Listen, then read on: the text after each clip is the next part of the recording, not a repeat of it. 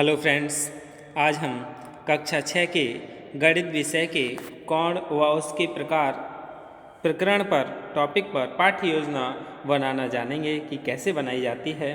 सबसे पहले दिनांक लिखते हैं, फिर विषय यानी गणित, उपविषय यानी रेखा गणित, क्योंकि कोण व उसके प्रकार किसमें ज्योमेट्री में आता है, तो ये क्या है, रेखा गणित उपविषय है।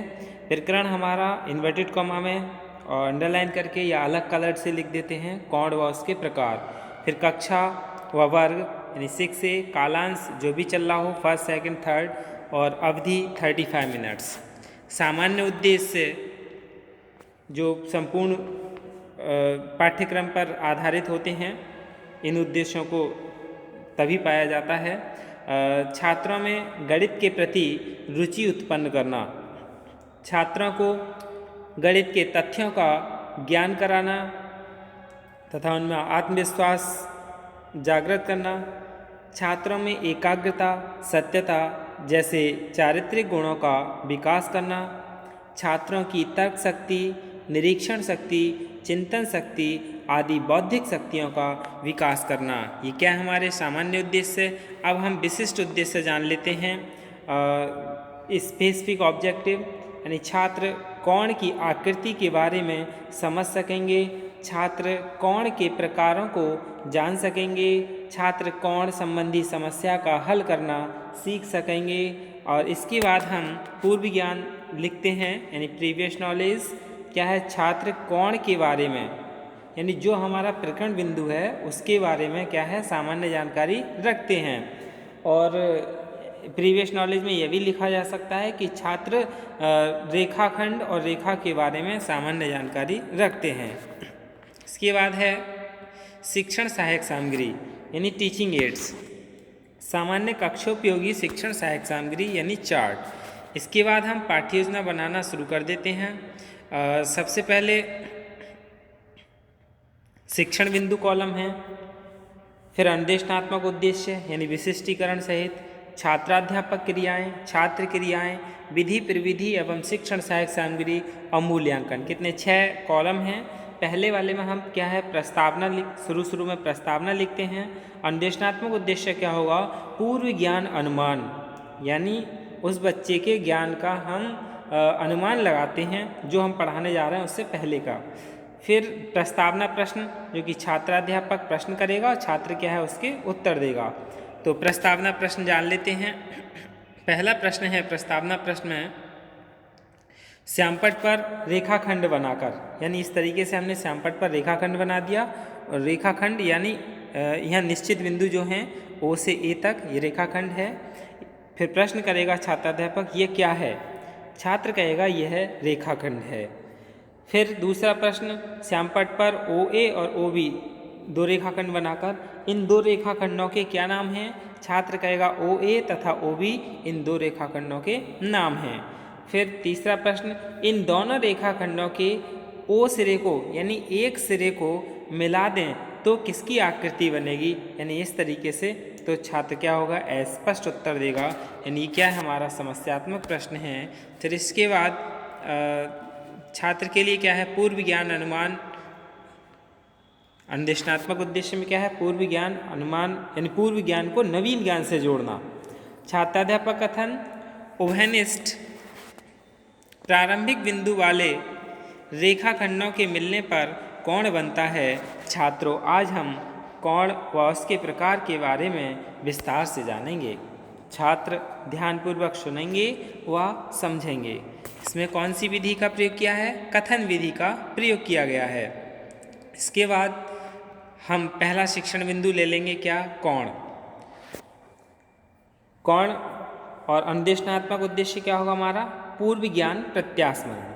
विकासात्मक प्रश्न, श्यामपट्ट पर कोण बनाकर, कोण कैसे, इस तरीके से श्यामपट्ट पर क्या है, कोण बनाकर फिर पूछते हैं यह किसकी आकृति है, छात्र कहेगा यह कोण की आकृति है, क्योंकि इससे पहले हमने कोण के बारे में हल्का सा बता दिया था।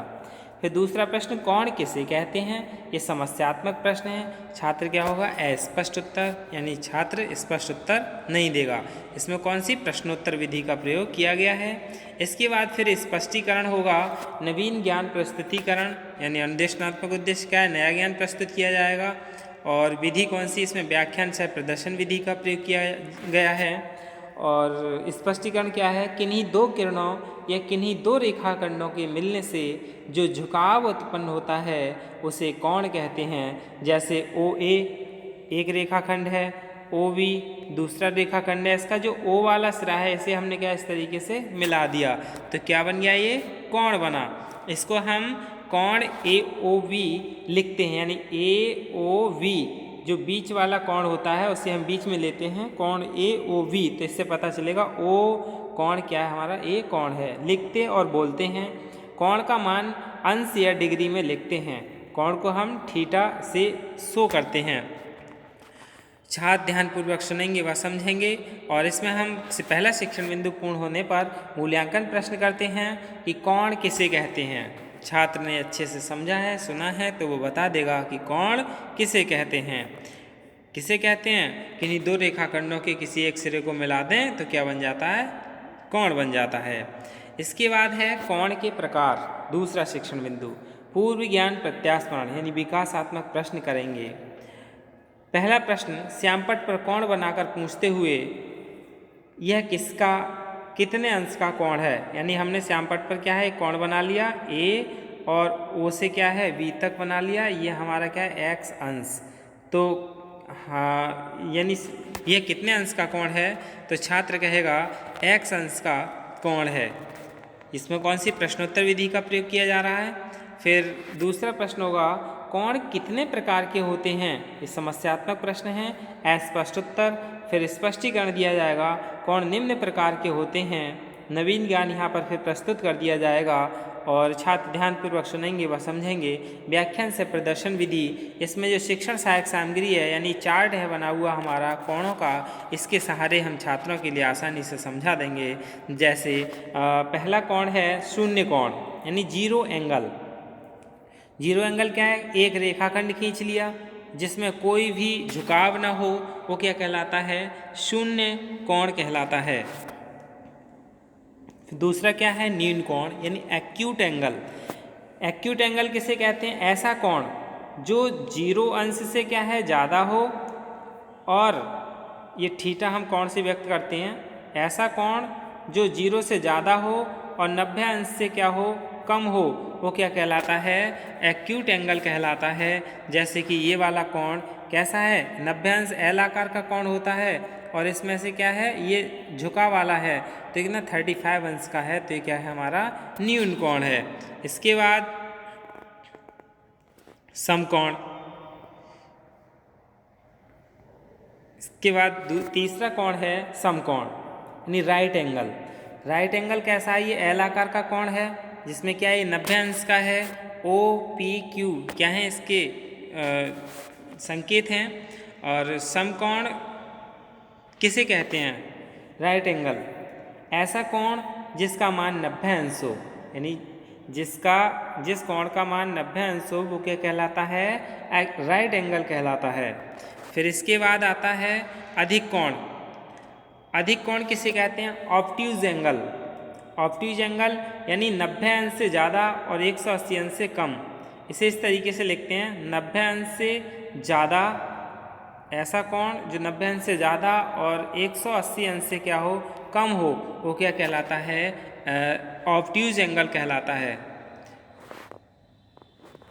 जैसे कि ये दे रखा है, ये 90 अंश से क्या है ज़्यादा है इधर, तो ये 90 और ये कितना 30, तो कितना हो गया 120 अंश का कोण कैसे कहलाता है, हमारा अधिक कोण कहलाता है।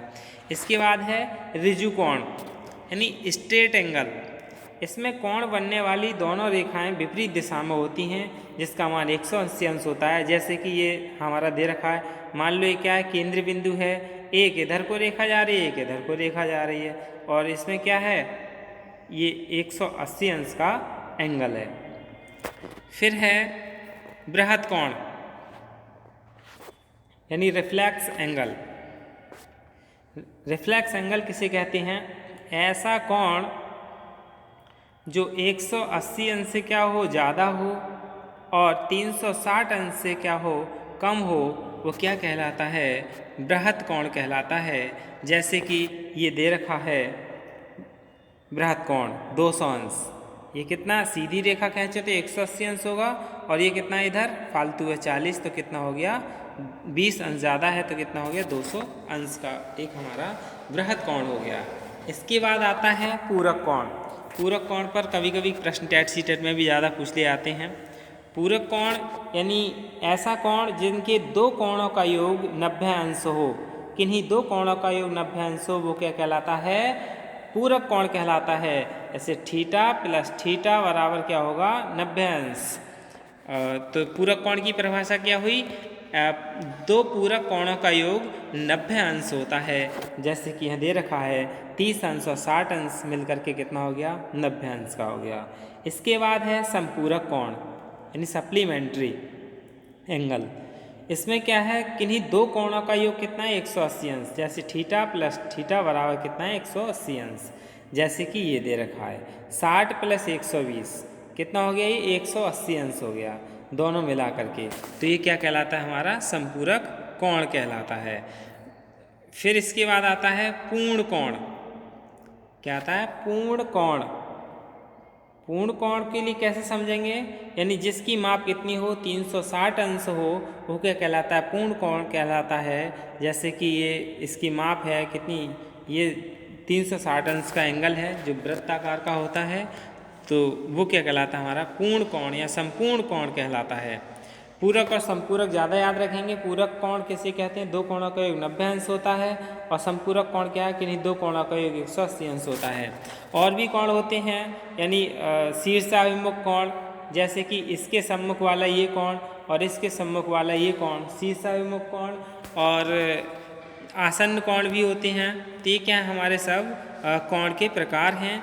इसके बाद अब हम संक्षिप्तीकरण करते हैं, यानी संपूर्ण पाठ्य योजना पढ़ाने के बाद संक्षिप्तीकरण में क्या है, नवीन ज्ञान संश्लेषण किया जाता है। जो भी हमने पढ़ाया है उसके बारे में छात्राध्यापक कक्षा में दोहरा देगा। छात्रों, आज हमने कोण तथा कोणों के प्रकारों के बारे में जाना। छात्राध्यापक सुनेंगे व स्मरण रहेंगे। फिर क्या है कथन विधि, यानी इस तरीके से संक्षिप्तीकरण में बच्चे के लिए सब कुछ बता दिया जाता है, जिसे हम सारांश भी बोलते हैं। श्यामपट्ट व निरीक्षण कार्य, नवीन ज्ञान स्थायीकरण तथा लेखन कौशल में सुधार कराना है। छात्राध्यापक छात्रों के श्यामपट्ट कार्य अपनी अभ्यास पुस्तिका में उतारने का निर्देश देकर छात्रों के लेखन कार्य, बैठने की मुद्राओं तथा पूर्व दिवस के गृह कार्य का निरीक्षण करेगा, और छात्र ध्यानपूर्वक सुनेंगे, अभ्यास पुस्तिका में श्यामपट्ट कार्य नोट करेंगे। लेखन कौशल का इसमें डेवलप्ड हुआ। फिर इसके बाद हम गृह कार्य दे देते हैं, यानी अभ्यास प्रश्न जहाँ होते हैं, जो पढ़ाया उसी में से ही हम प्रश्न पूछ लेते हैं, गृह कार्य करने के लिए दे देते हैं। समपूरक कोण किसे कहते हैं? समकोण कितने अंश का होता है? छात्र गृह कार्य नोट करेंगे तथा घर से करके लाएंगे। और ये क्या हमारा लास्ट में एक चार्ट है, यानी चार्ट इस तरीके से बनता है। ब्लैक बोर्ड ब्लैक बोर्ड है। दिनांक, विषय, उपविषय, कक्षा, कालांश, अवधि, कोणों व उसके प्रकार, यानी सब कुछ हम पूरा लिख लेते हैं, और नीचे फिर उसके हम जो भी ब्लैक बोर्ड पर लिख रहे होते हैं वो यहाँ इस पेपर ब्लैक बोर्ड पर लिख देते हैं। यही क्या हमारी